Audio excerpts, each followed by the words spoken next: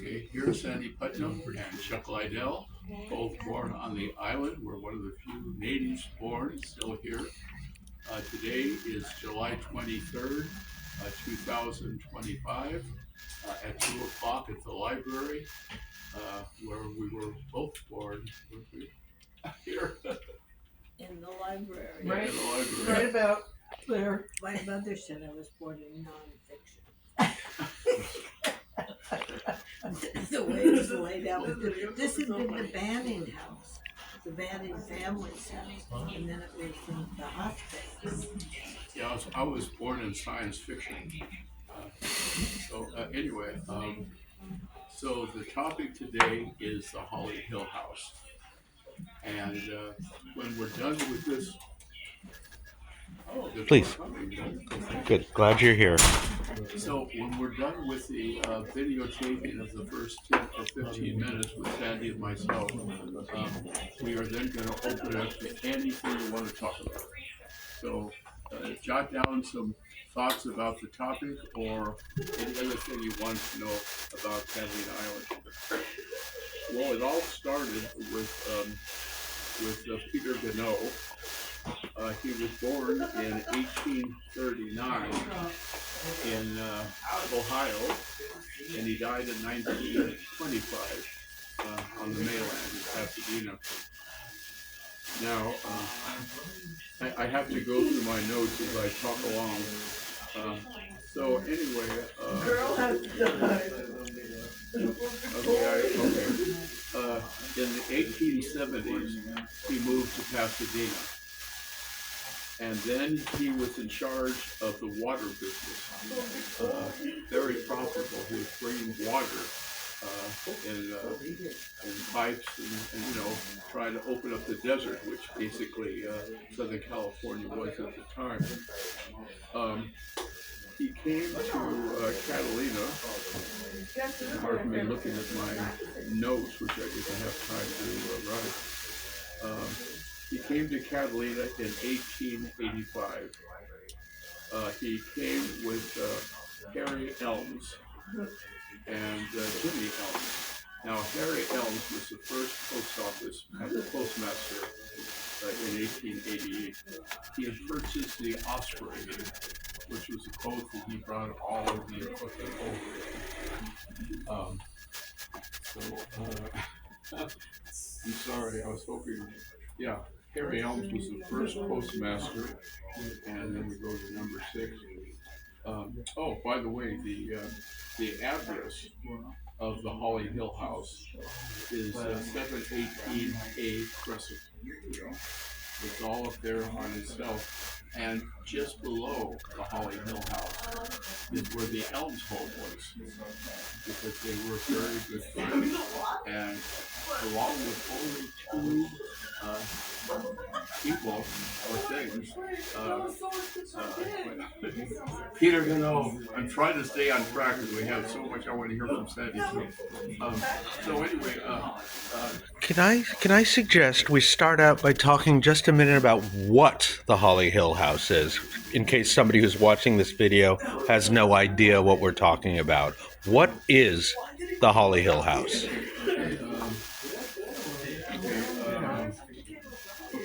He started to build the Holly Hill House in March of 1888. It cost $300 for the land and $3,000 for it to be built. Now, the thing that really stood out to people at that time was the dome shape. It was called the Widow's Walk, and it was called Lookout Cart at the time.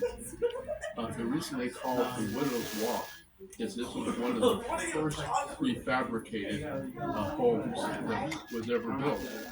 And so it was basically a Queen Anne style home. It really didn't fit here. It was basically on the East Coast.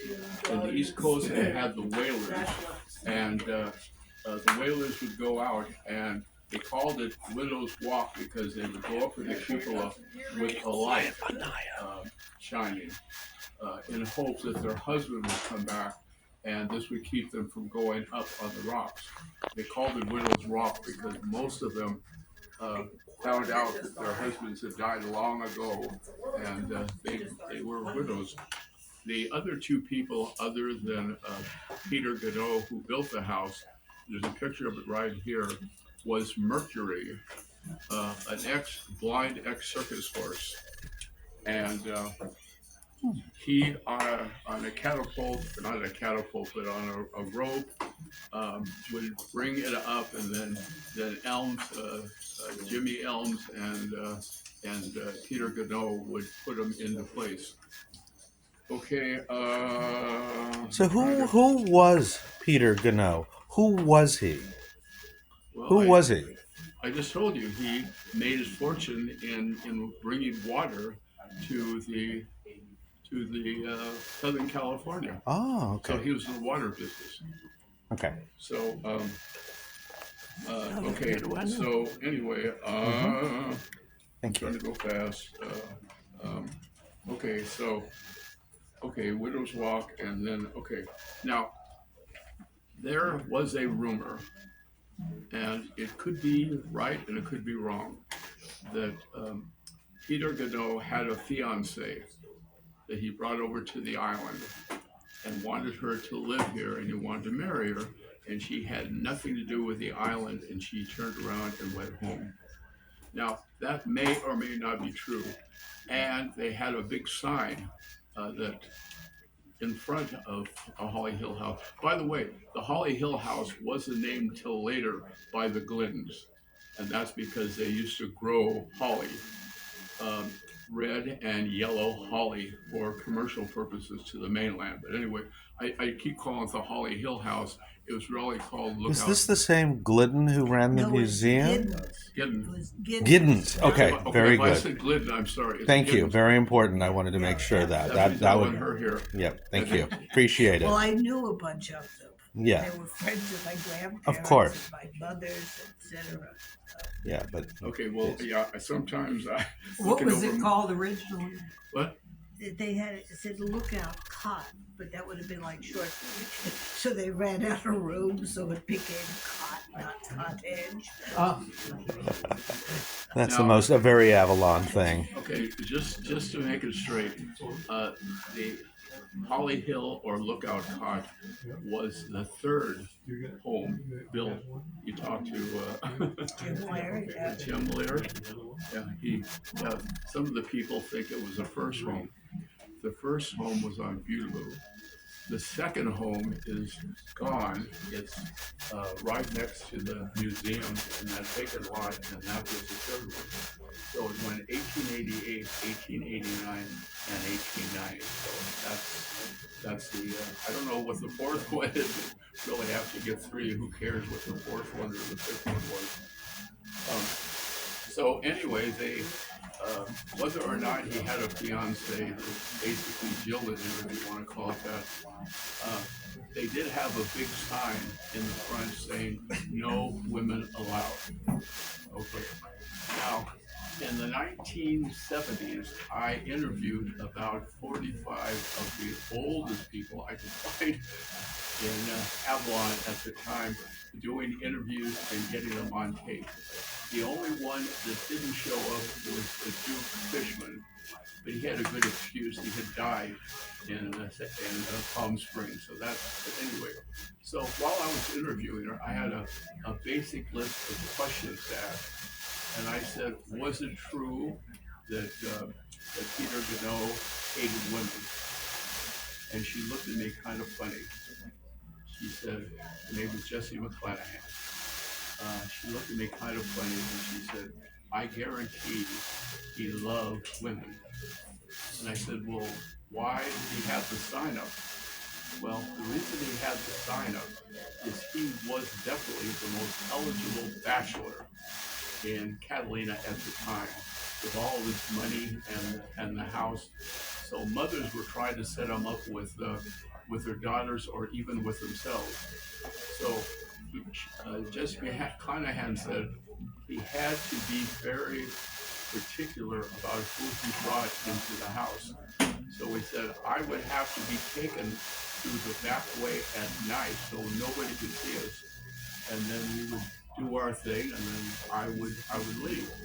So the idea of the women thinking that he hated women kept him from being bothered and bugged all the time, and then he could be more selective in who he wanted to spend time with rather than what they wanted him to do.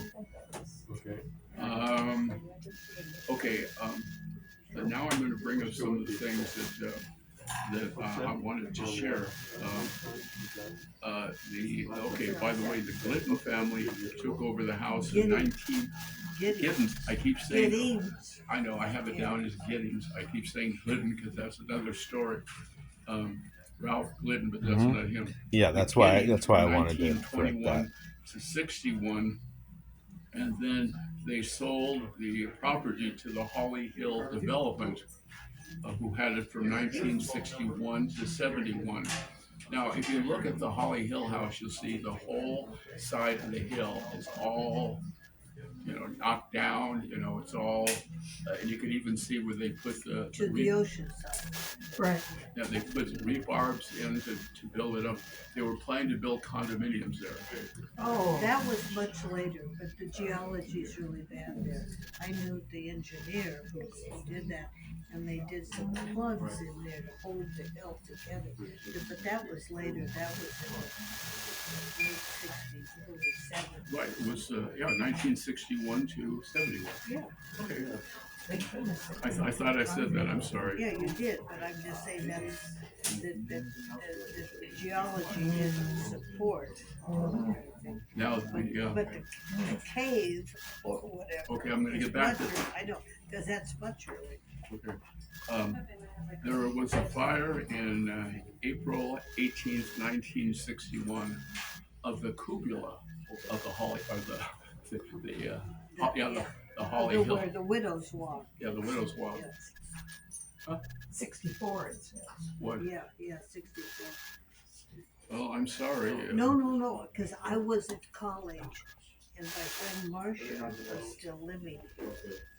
And it was not 61 because we were still in high school. Well, I was there when it was burning. Well, good for you, but so was Marcia, and I was on the East Coast. So that was 64? Yeah. Okay, well, then that's another thing she said wrong. Well, Okay. And then it was you're right. rebuilt in June of 1972. But so about why that cupola burned down, it was higher than the chimney. Oh. Somebody had a fire, and that's why it burned, because some embers came up. The chimney was here and Yeah. oh, So that's why it burned. Now, I was standing at that time with my father in front of what is now the Island Threads, which at that time the Islander was right next to that. So I was standing there next to a big manhole On cover. Crescent, right On Crescent, yeah. across the street from the bank. No, over there. Oh, that over. end. Island Threads, Yeah. Threads. Oh, okay. Yeah, on the east end of Crescent. And so I was standing by a giant manhole. And luckily I didn't step on it, because right in the middle of the fire, the manhole blew up. Now, I assumed that this was a gas leak or something that had caught on fire because of the Holly Hill fire, but I have nothing to base it on. All I know is if I had been standing on that, I probably wouldn't be here today. Okay, let's get back to the tunnel. This is one I really want. Do we have time? 5 minutes. Okay, good. Okay. In 1906, the Bannings, who had the island before the Wrigleys, wanted to build a road from Avalon to Pebbly Beach. Now, at that time, the land under the Lookout Codway, if you want to call it, came all the way down to the ocean. So that was just solid rock.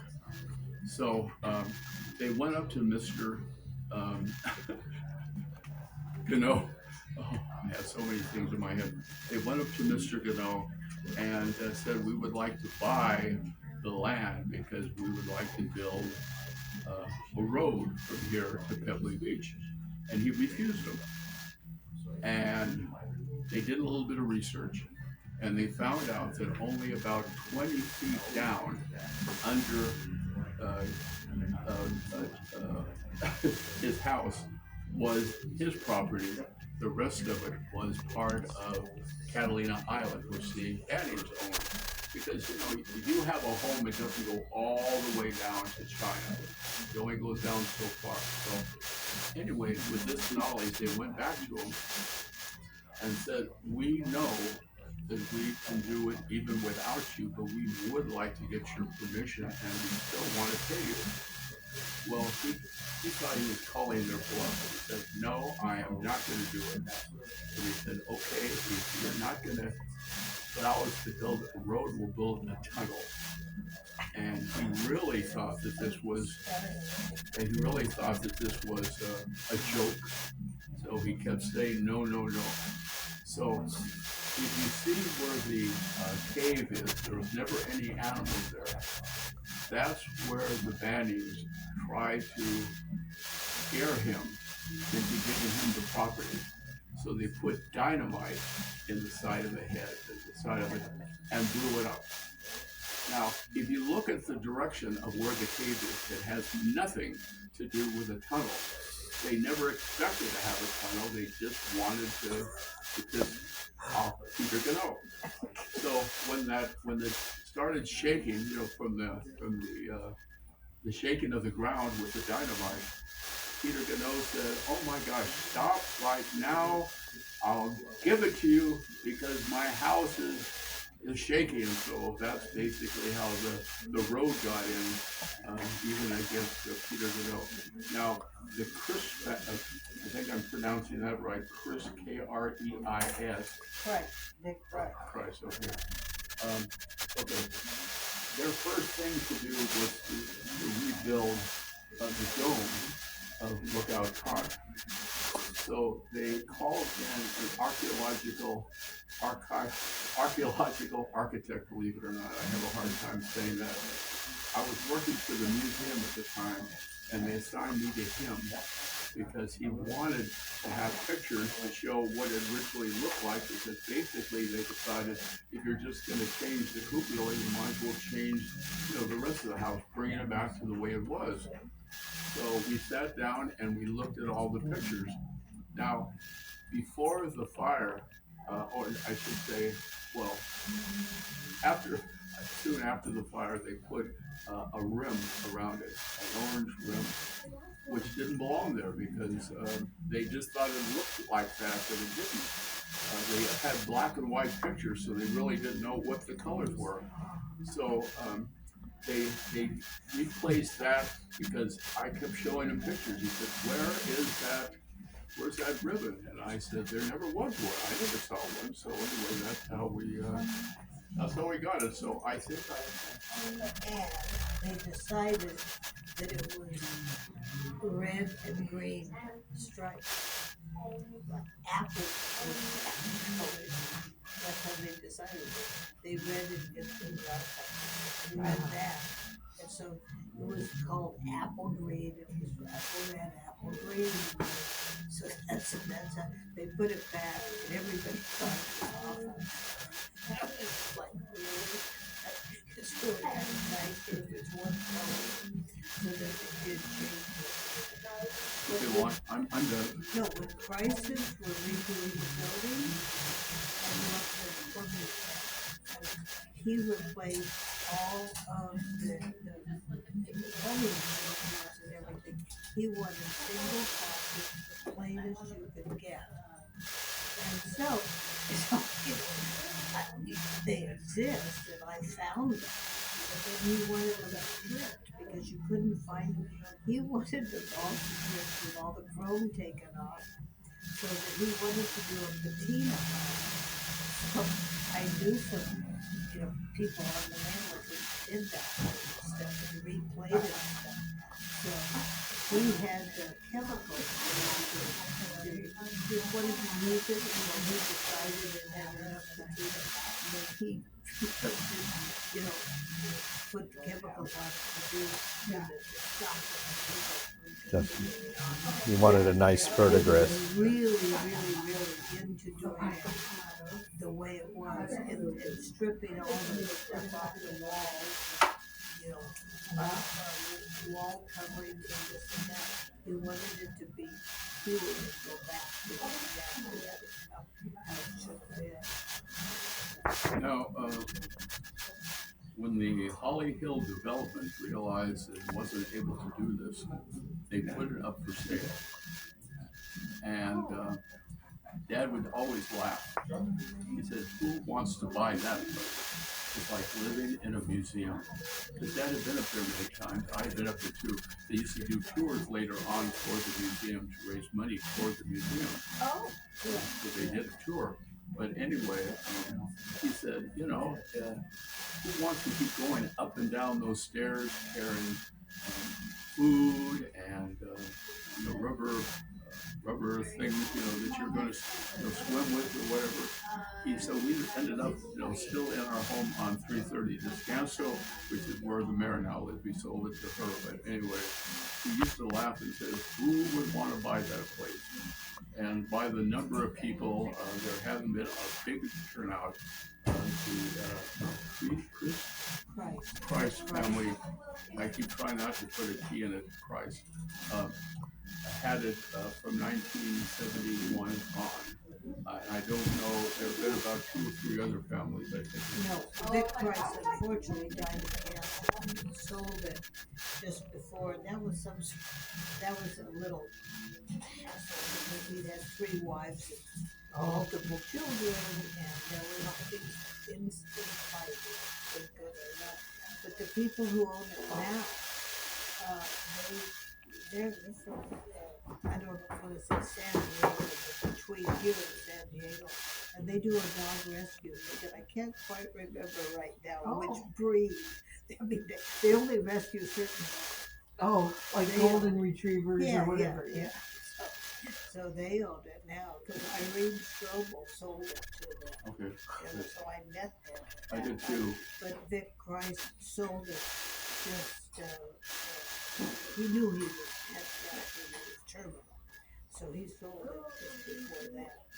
But So they still have it. and they had young children. The family that has it now, so they built the pool. There's a pool there? Yeah, up above. If you How look do at you it, get to the Holly Hill house? up past, just up Crescent, where the car rental And behind the trailhead. museum? No, the trailhead. Mhm. It's that street that goes up there. Okay. Well, it's basically just a little. You can see it.